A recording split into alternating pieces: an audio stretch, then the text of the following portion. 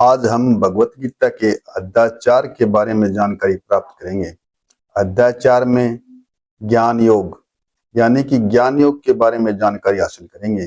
ज्ञान योग में श्री कृष्ण भगवान क्या बताते? जब अर्जुन अपने रास्ते से भटकते हैं, उनका मन विचलित होता है, धर्म की लड़ाई को नहीं लड़ना चाहते, तब श्री कृष्ण ने कहा कि हे पार्थ, ज्ञान वो रास्ता है, वो प्रकाश है, वो दिशा है जो अंधकार को मिटा देता है, क्योंकि आत्मा न जन्म लेती है, न मरती है और न ही भ्रमित होती है।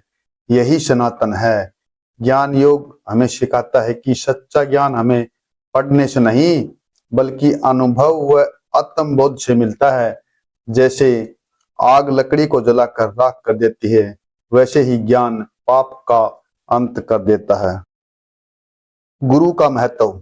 श्री कृष्ण कहते हैं कि सच्चा ज्ञान पाने के लिए एक गुरु का होना अति आवश्यक है। गुरु के पास जाओ, उनकी सेवा करो और उनके द्वारा बताए गए ज्ञान को अपने जीवन में अनुसरण करो। गुरु के द्वारा दिया ज्ञान ही उस दीपक के समान है जो हमें अंधेरे से उजाले की तरफ ले जाता है। अज्ञान से मुक्ति।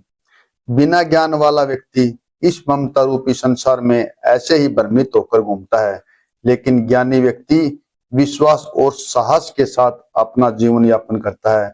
यानी कि ज्ञान से बढ़कर इस संसार में कोई शस्त्र नहीं और अज्ञान से बढ़कर इस संसार में कोई शत्रु नहीं। अंतिम संदेश।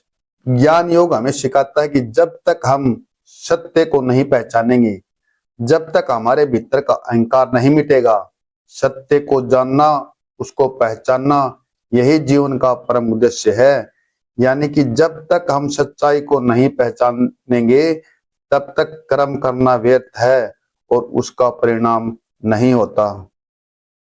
ज्ञान योग की यह कहानी हमें सिखाती है कि सच्चाई को पहचानना, उसका अपने जीवन में अनुसरण करना और सच्चाई के मार्ग को अपनाना, यही ज्ञान योग है।